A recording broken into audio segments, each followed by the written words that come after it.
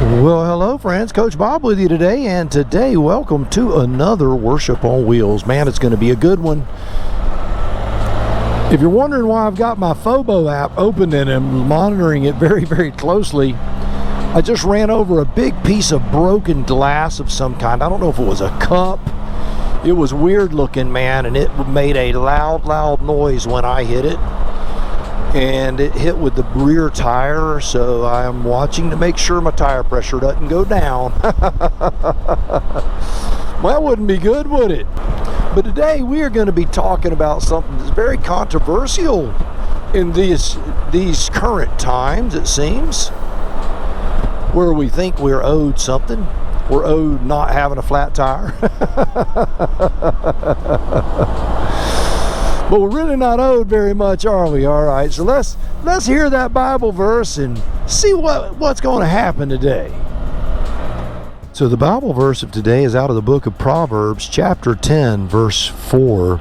It says this: "The lazy hands make for poverty, but diligent hands bring wealth." All right. So Proverbs 10:4, you can remember that? 10:4, good buddy. Yeah, that's good news right there. That's the good stuff right there. So we're going to talk about a couple of people in my life. One, I'm going to call him Top Jimmy. His name ain't Jimmy, by the way. That's just for anonymity's purpose. And the other one we're going to call Little John. And that's not his real name either. But let me tell you about Top Jimmy.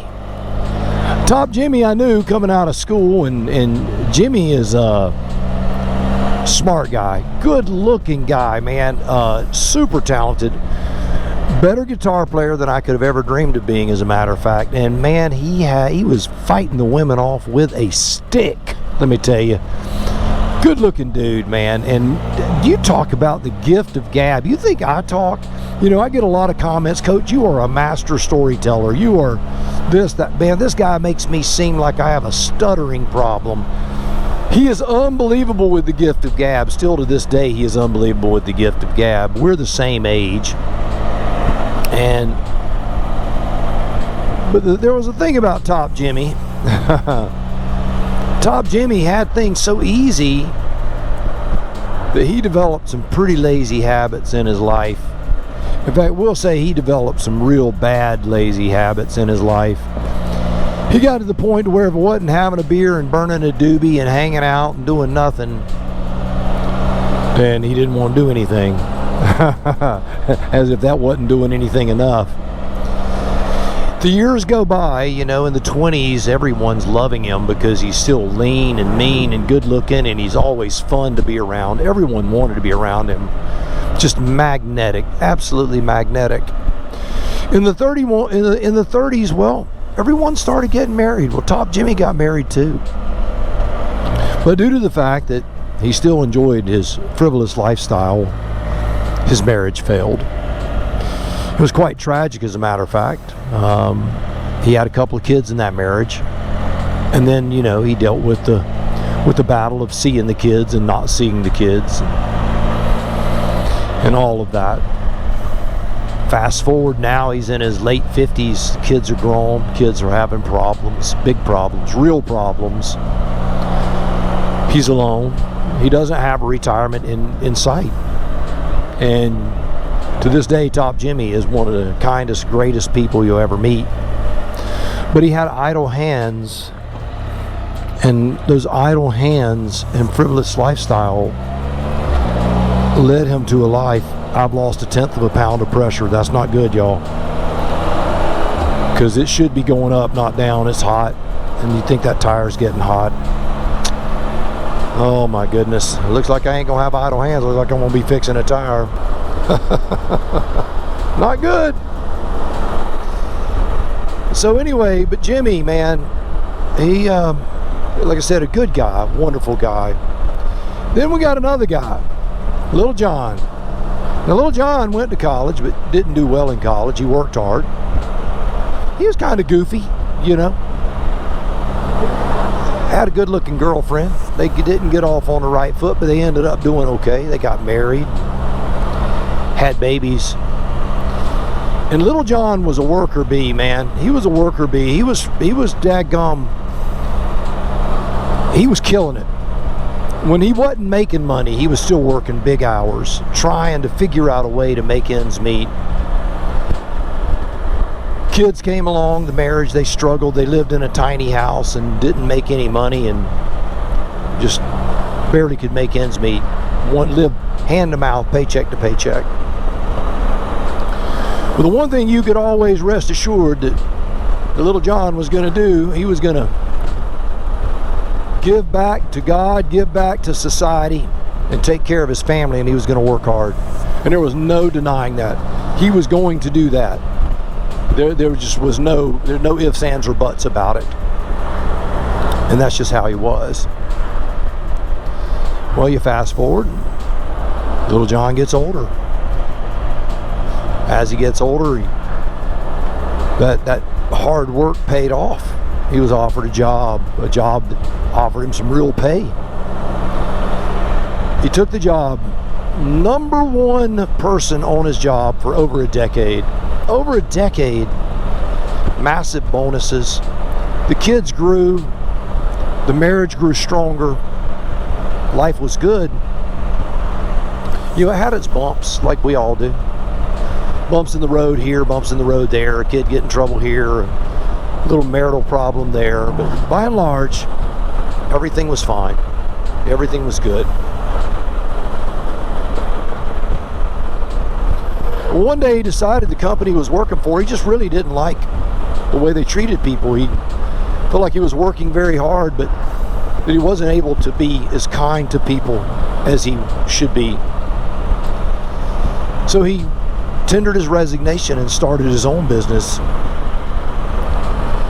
He was very diligent with that business, and he was broke, man. He was broke, but you would have never known it outside looking in, because he was not living broke.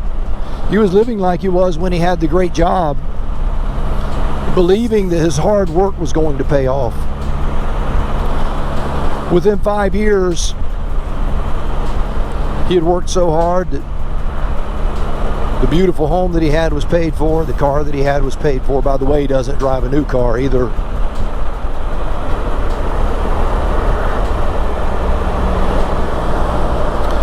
And all of a sudden, little John finds himself worth millions of dollars. He decides that the business that he has, he's taken it as far as he could. So he decides to sell it, walks away with a healthy sum of cash.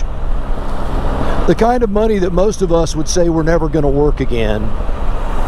Little John doesn't think that way, because that's not how he is. He had a vision for yet another opportunity, and started another business. That business he still is working diligently at. He's my age, and he's worth more than I could ever imagine being worth, money-wise. Extremely wealthy, beautiful wife. They love each other, and they spend a lot of cool time doing cool things. But the one thing I will say about him, he is still diligent about his work, and he still works very, very hard. There's never a time when I'm talking to him on the phone that he doesn't get 3 or 4 phone calls to do with work. He's just that kind of guy.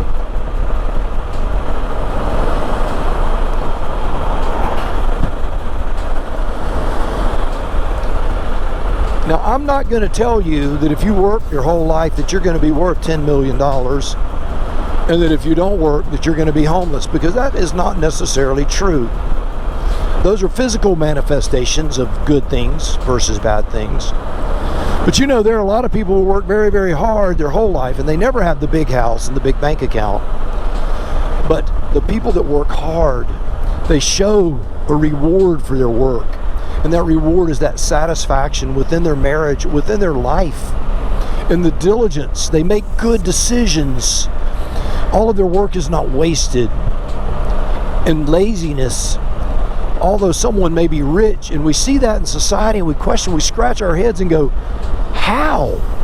Because the world is a crazy place, and people can be worth a lot of money and be miserable as they could possibly be. All one has to do is see the fact that people out there worth millions of dollars are committing suicide left and right. They're abysmally miserable, angry people. And you can go to someone's house, and that house is clean and maintained, and the yard is manicured, and the cars are clean, and they're well dressed because they take care of their life. They're taking care of their business. They're diligent about their work, and they're happy. So hard work will pay off. It doesn't mean you're going to be rich. It means you'll be wealthy in every way in your life, though, ways that aren't necessarily money. Okay, the tire pressure's coming up. Good. Okay, good. I like it. So I want you to take heart if you're working hard and you're not seeing the big house on the hill like that. That's a beautiful house. What if you live in that? That's a beautiful house. I'll be happy in that. Look, they're both clean, they're both well maintained, and both of those people are extremely successful. You know, there's nothing more frustrating for me when I see someone who's been blessed to see, you know, shingles hanging off the roof and yard all overgrown. You ask them how they're doing, they're always tired. I'm so tired. I'm so disheveled. My life is so hard. And every time you go over there, they're sitting in front of the TV. You know, it's not mine to judge them or beat them up over the head. They have to figure that out on their own.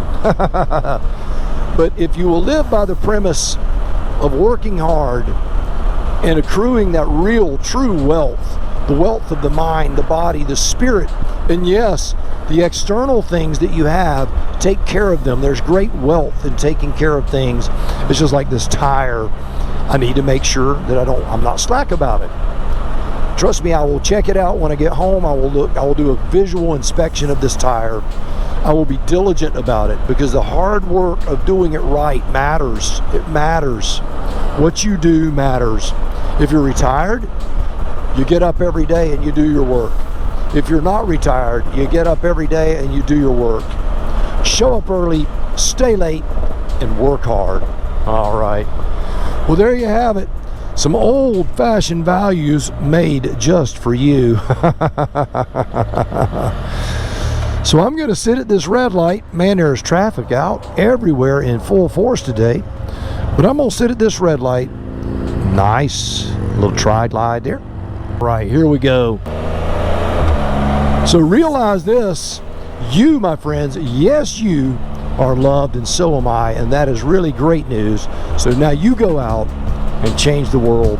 I'll see you on the road really, really soon. God bless.